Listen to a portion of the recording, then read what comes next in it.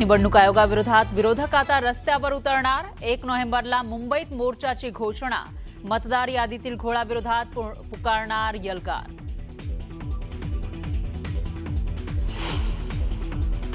मतदार यादी पूर्णपणे स्वच्छ होत नाही, सर्व राजकीय पक्षांचं समाधान जोपर्यंत होत नाही तोपर्यंत या महाराष्ट्रामध्ये निवडणुका घेऊनच दाखवा। आगामी स्थानिक स्वराज्य संस्था निवडणुकीच्या पार्श्वभूमीवर राज ठाकरेंचा राज्य निवडणूक आयोगाला इशारा।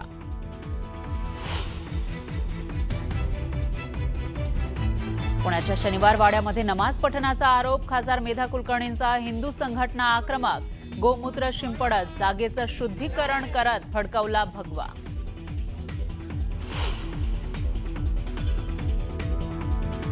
काही जण लवंगी लावून गेले, आम्ही ॲटम बॉम्ब लावणार। एकनाथ शिंदेंचा इशारा, तर शिंदे म्हणजे भिजलेला फटाका। संजय राऊतांचा पलटवार।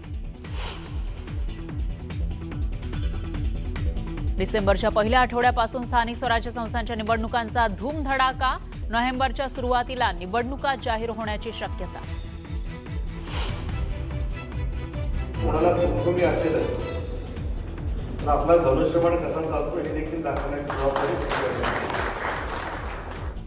आगामी निवडणुकांच्या पार्श्वभूमीवर थोपटले दंड। उदय सामंतांचा बोलण्याचा रोख तटकरेंकडे असल्याची चर्चा।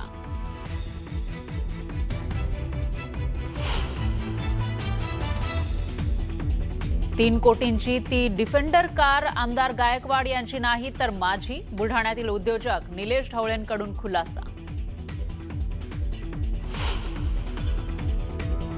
आणि अयोध्येत विश्वविक्रमाची तयारी पूर्ण। शरयू घाटावर उजळणार 29 लाख दिवे। आकर्षक ड्रोन शोनं डोळे दिपले।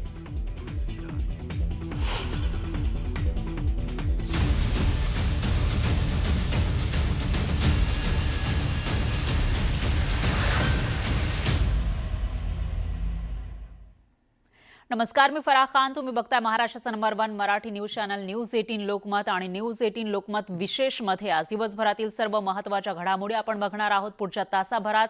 सुरुवातीला एक मोठी बातमी आहे राजकीय वर्तुळातून। मनसेच्या मेळाव्यामध्ये राज ठाकरेंनी विधानसभा निवडणुकीमध्ये मॅच फिक्सिंग झाल्याचा आरोप केलाय। मतदार यादी स्वच्छ केल्याशिवाय निवडणुका घेऊ देणार नाही असा इशाराही राज ठाकरेंनी दिला। त्यामुळे राजकीय वणव्याची ठिणगी पडलेली आहे। तसंच आगामी निवडणुकांवर सुद्धा प्रश्नचिन्ह निर्माण झालंय।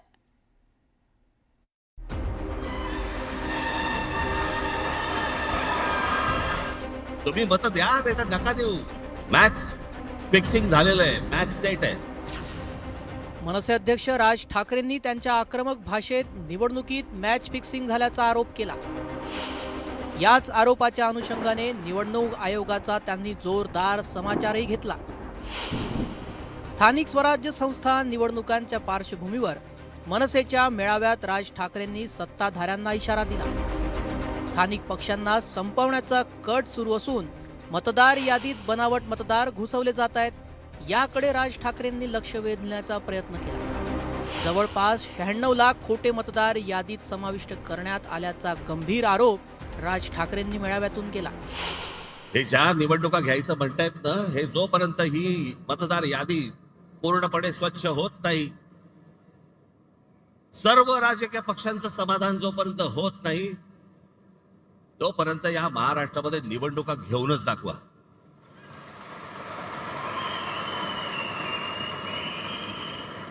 या महाराष्ट्रातल्या निवडणुका शांततेने पार पाडायच्या असतील, पहिली ती मतदार यादी स्वच्छ करा। निवडणूक आयोग आणि मतदार याद्यांवर प्रश्नचिन्ह निर्माण झालंय। त्यामुळे आगामी निवडणुका कधी होतील यावरही राज ठाकरेंनी भाष्य केलं। यावेळेची जरा जेव्हा लागेल तेव्हा आणि जेव्हा आपण ठरवू तेव्हा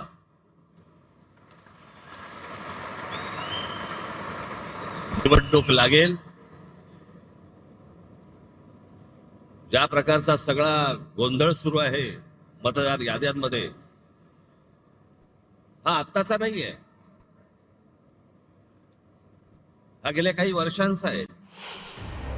चुकीच्या पद्धतीने होणाऱ्या निवडणुकांना काय अर्थ आहे असा प्रश्न उपस्थित करत राज ठाकरेंनी निवडणुकीत मॅच फिक्सिंग झाल्याचा आरोप केला। अशा प्रकारे होणाऱ्या निवडणुका हा मतदारांचा अपमान असल्याचंही राज ठाकरे म्हणाले. अशा निवडणुका होणार आपल्या देशात. मग कशासाठी प्रचार करायचा, कशासाठी उमेदवार भरायच्या, कशासाठी निवडणुका लढायच्या, कशासाठी पैसे खर्च करायचे, कशासाठी मतदारांनी रांगेमध्ये उभं राहायचं आणि मतदान करायचं.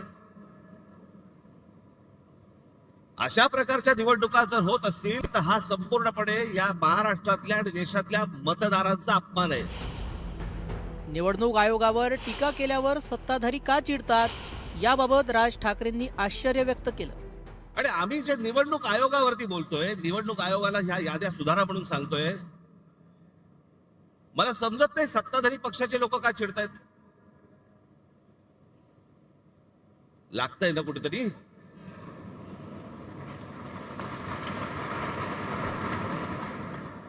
आम्ही निवडणूक आयोगाला प्रश्न विचारले की सत्ताधारी उत्तर देतात. तुम्हाला कोण विचारलं?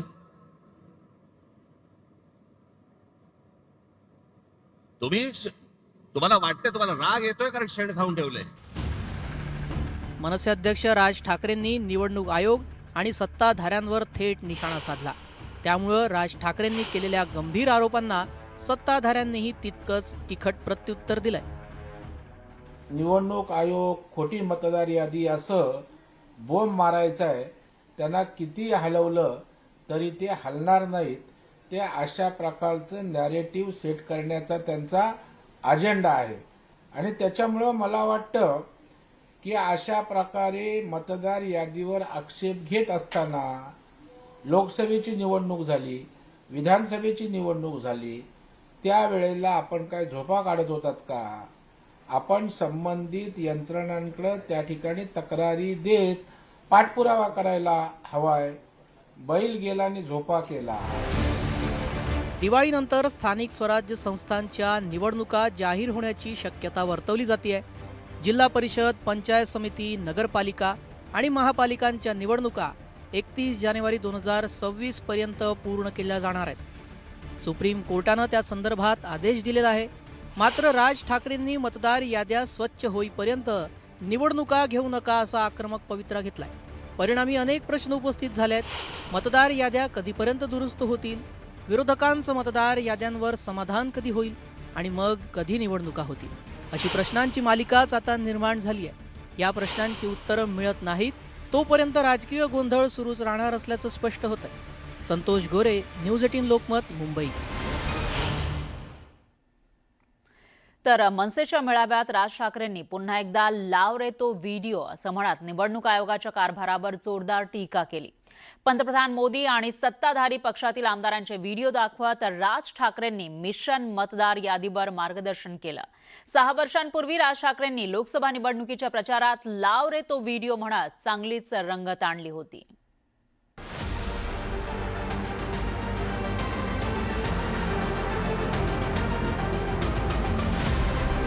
मनसे अध्यक्ष राज ठाकरे पुन्हा एकदा तयारीनं मैदानात उतरले. निवडणुकांचा बिगुल अजून वाजलेला नाही. मात्र राज ठाकरेंनी गोरेगावच्या नेस्को सेंटरमधील मनसेच्या मेळाव्यात पुन्हा लाव रे तो व्हिडिओ म्हणत रणधुमाळीला सुरुवात केली आहे. पंतप्रधान नरेंद्र मोदी गुजरातचे मुख्यमंत्री असताना त्यांनी निवडणूक आयोगावर केलेल्या टीकेचा जुना व्हिडिओ राज ठाकरेंनी समोर आणला. लावा. पूरा देश का मशीन आपके हाथ में है. प्रधानमंत्री से भी आपके पास इतने ज्यादा हक है तो आप करते क्यों नहीं हो? क्या इरादा है आपका?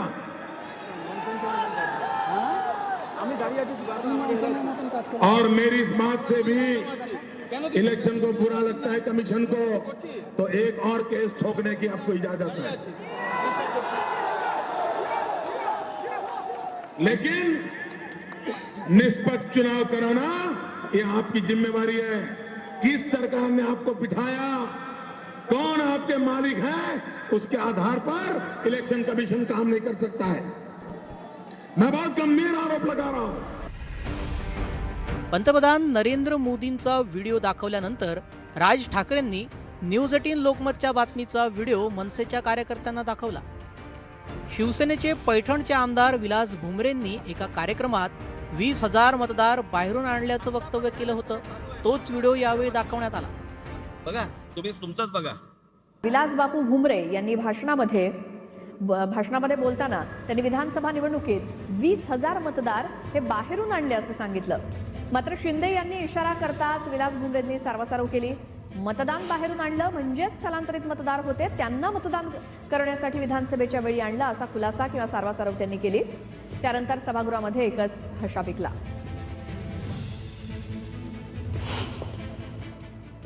विधानसभेच्या निवडणुकीमध्ये जवळपास 20,000 मतदान हे निवडणुकी टायमार मी बाहेरून साहेब 20,000 मतदान आणलं आणि त्या निवडणुकीत मला त्या मतदानाचा 100% फायदा आला. 10 जणांना तिकीट मिळणार नाही. सर्वजण त्या पदाचे उमेदवाराचे कॅपेबल असतात. बाहेर होतो त्यांना. निवडणूक आयोगावर विरोधक टीका करतच आहेत.